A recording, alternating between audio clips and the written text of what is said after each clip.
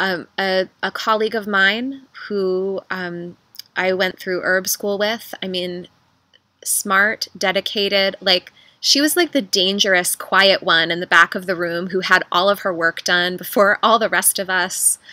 She had this kind of biting wit about her when she did say something. She was a fellow vegan. She and I think, are maybe the only two people who like made it. Supposedly our mentor says that nobody starts that program vegan and is still vegan by the end. I now think probably some people are. They just kind of stayed quiet about it. But she and I were vegan and remained vegan by the end of our program. And the last time that I saw her was the year that I graduated. And we, the whole week we were looking at each other's tongues and taking each other's pulses and treating and assessing each other and, doing everything. And we had guest instructors who had, we were all brand new practitioners, but we had guest instructors with 20 and 30 years of experience. Our teachers were there.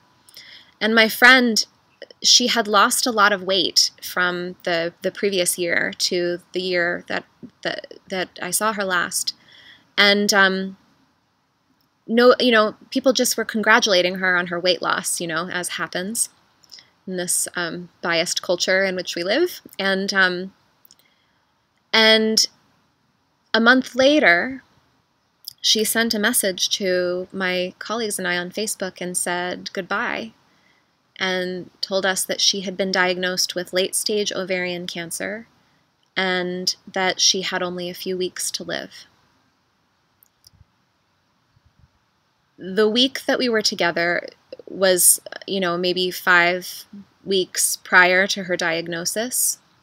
And there was somebody worked on her abdomen. A practitioner worked on her abdomen during this week, a very, very experienced practitioner. And nobody said a single thing to her or caught or had any alarm bells go off that, hey, there might be something really wrong with you, let alone was able to diagnose her cancer. Now, ovarian cancer is notoriously silent and hard to diagnose. However, I think that this, my friend was a healer, and so her story, to the extent that that it can help to remind all of us that we need to be humble and that we need to avail ourselves of all of the traditions, not just one. I hope that she would feel that that honors her memory, because it's something that I've thought a lot about, and it's definitely something that has informed my insistence upon alternative medicine being complementary and not an alternative, and about the need for these traditions to hold hands, because maybe her story could have turned out different.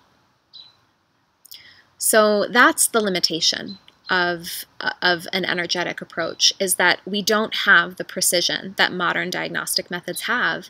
And when it comes to a severe and serious life-threatening illness, I have a family member who has an illness that at some point will require an organ transplant in order for this person to survive. I can't make up for that with herbs, I can't.